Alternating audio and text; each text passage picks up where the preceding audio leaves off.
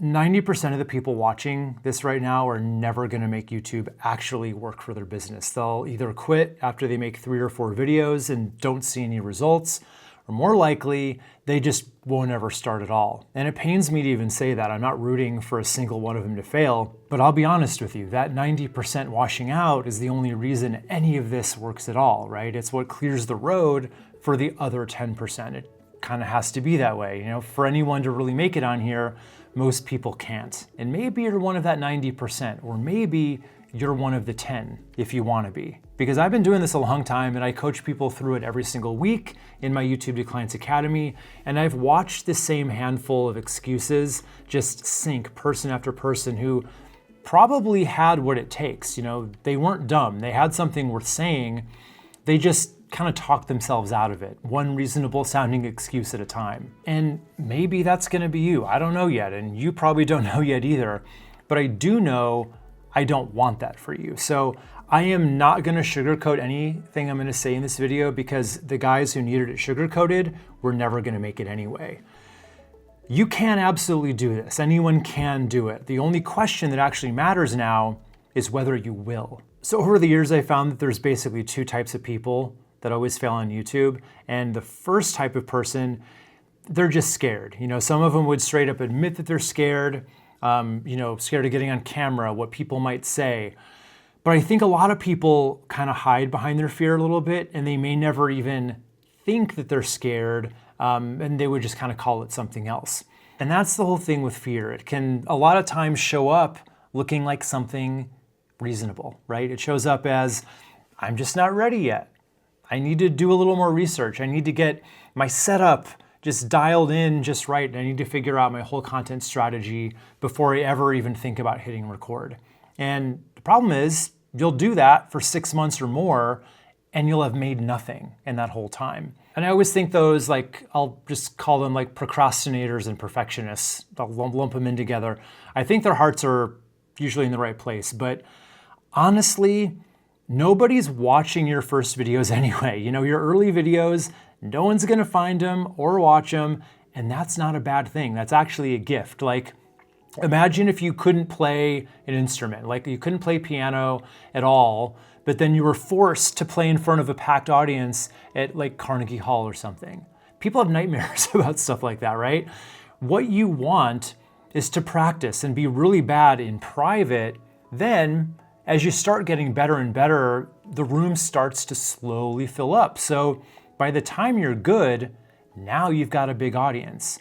But too many people, mostly the perfectionist types, just can't handle starting something that they're not good at yet. And for some reason, nobody would expect to be good at piano when they've never played. But those same people get really mad at themselves for not being good at YouTube right away.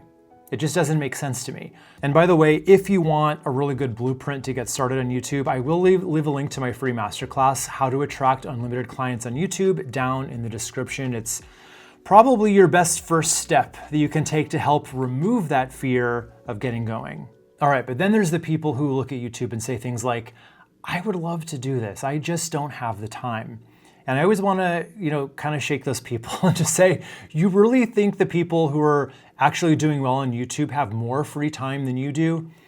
Everybody's busy, right? That was never the thing.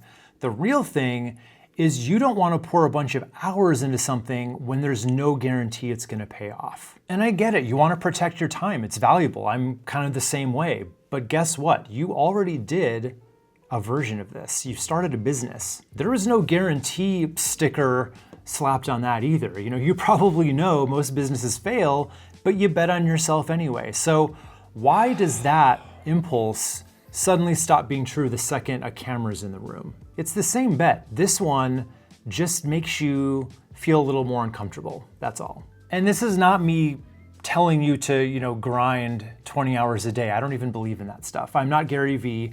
I'm just asking you to be really honest about whether you believe in yourself enough to give this one real honest year. But the biggest version of this by a mile, the one I get more than anything else, is people who just don't want to be on camera. And they ask me straight up all the time in the comments, what if I don't want to be on camera? Is this still going to work for me?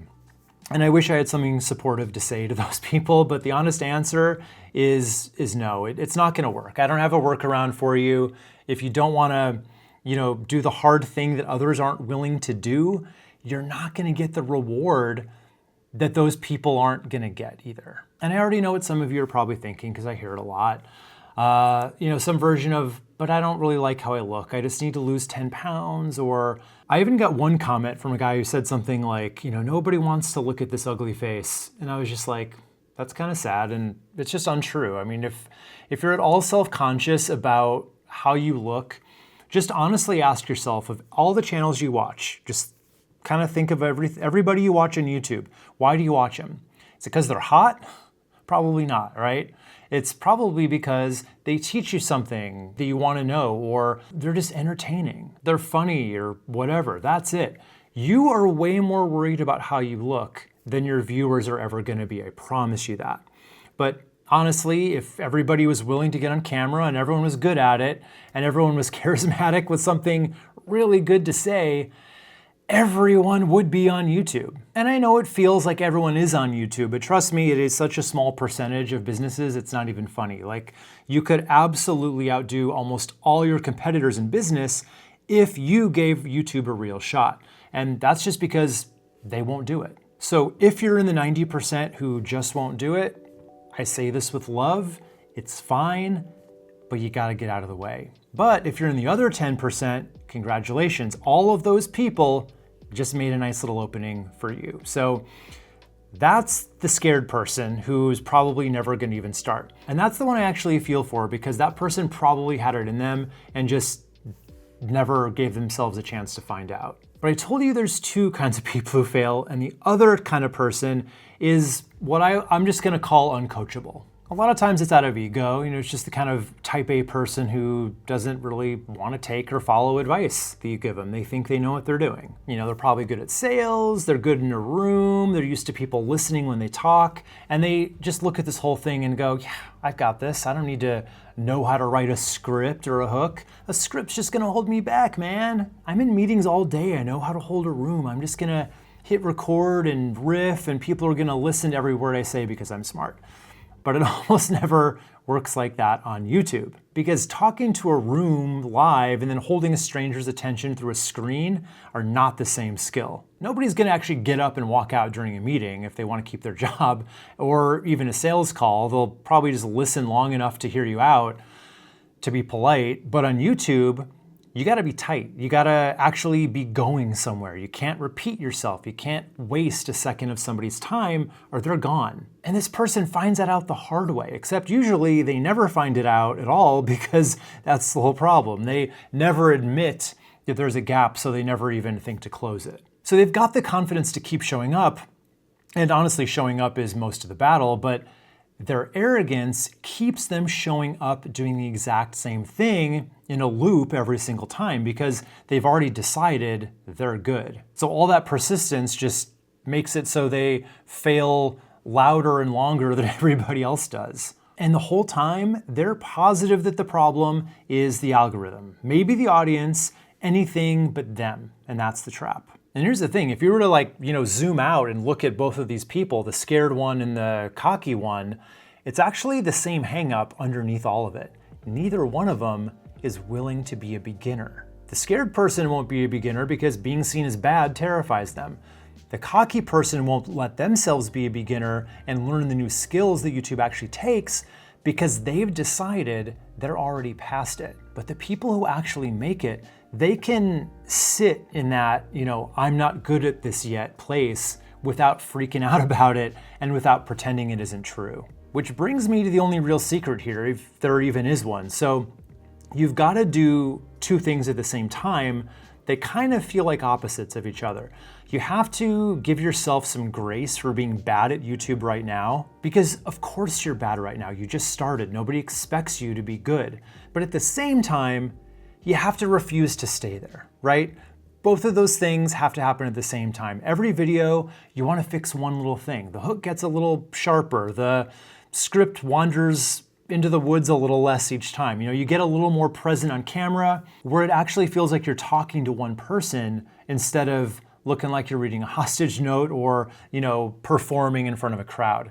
That's the whole game to succeeding on YouTube, giving yourself grace for today and a refusal to still be this bad next month. So I'm not gonna pump you up and tell you you've got this and you're destined for greatness, because you'd know I was lying. But here's what's actually true.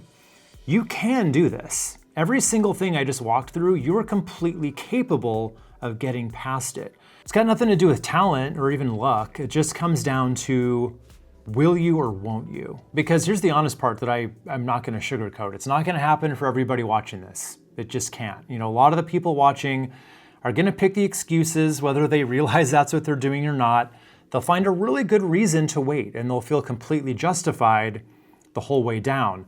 And I don't want that for you, but I can't pick your side for you either. Nobody but you can do that. The ones who make it aren't the ones who do it perfectly. They're the ones who saw an opportunity sitting right there, and they went and they took imperfect action, even when it felt a little uncomfortable, and just actively made it their business to get better every single time out. So if you've heard all of that, and you're in the 10% who's genuinely excited to make YouTube work for your business, and you want to be coached through it, I'm going to point you somewhere. So I've got a free masterclass called How to Get Unlimited Clients from YouTube, and the link is right here.